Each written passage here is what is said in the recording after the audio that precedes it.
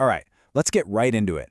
We're about to look at one of the most chilling traits in all of human psychology, the total, complete absence of fear, and, maybe more importantly, how that void becomes the ultimate weapon. Just for a second, put yourself in a truly dangerous situation. I mean, real, immediate threat. Right away, your body's survival instincts just take over. You know the feeling, that thumping in your chest, it's almost deafening. Your breathing gets all short and choppy. That's adrenaline, flooding your system, getting you ready. And then your hands start to tremble, right? You can't even stop it. Every muscle in your body is wound tight, totally ready for a fight or to run for your life. Fear has the controls now. Okay, but what if in that exact same life or death moment, all of that physical chaos, all that panic just wasn't there? What if you felt Absolutely nothing. No racing heart, no shaking hands. Just a cold, quiet calm. And let's be clear, this isn't courage. This is a peek inside the mind of a psychopath. So to really get what's missing, first we have to understand why we feel fear in the first place. It's not a weakness, not at all. It's actually our built-in survival system. Deep inside your brain, there's this tiny part called the amygdala. The easiest way to think of it is as your body's personal alarm system.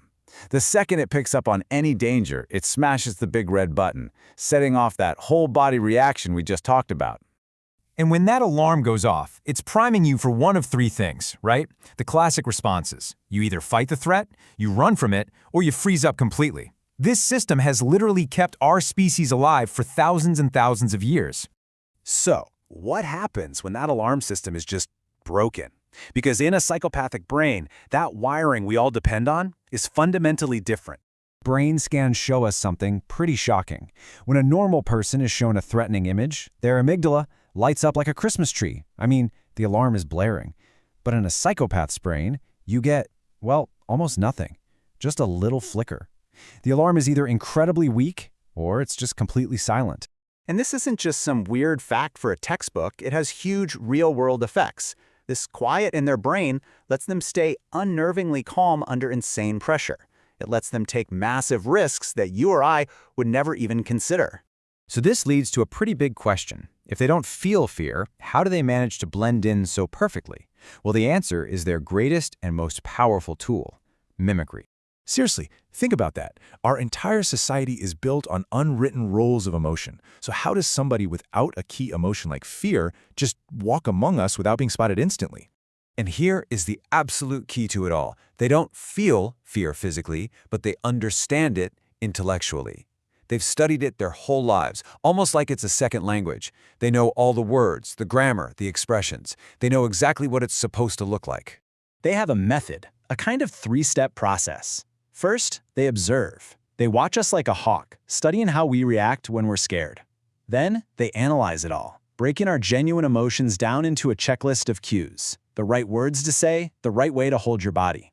And finally, when the time is right, they mimic. They put on a perfect performance of an emotion they have never actually felt. As one researcher put it, and this is just chilling, they can pretend to be human. And because their performance isn't messy or clouded by actual feelings, it can sometimes seem almost too perfect. It's a calculated act designed for one thing, to blend in and manipulate. So, why is this performance, this perfect mask, so incredibly dangerous? Well, because it hides a mind that's operating without one of our most important safety features.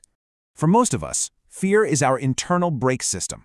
The fear of getting caught, the fear of getting hurt, the fear of hurting someone else, it's what stops us from going too far. It's a huge part of what holds society together. But in a psychopath, that whole system is gone. The brakes have been cut. Those internal red flags that scream, "Stop, this is a bad idea," at the rest of us, they just don't go up. But, and this is a really important point, not all psychopaths are criminals. In some jobs, being fearless and detached is actually seen as an advantage. Think about it.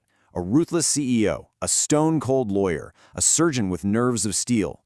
In these high-pressure worlds, their ability to take risks and stay calm can actually lead to what we'd call success.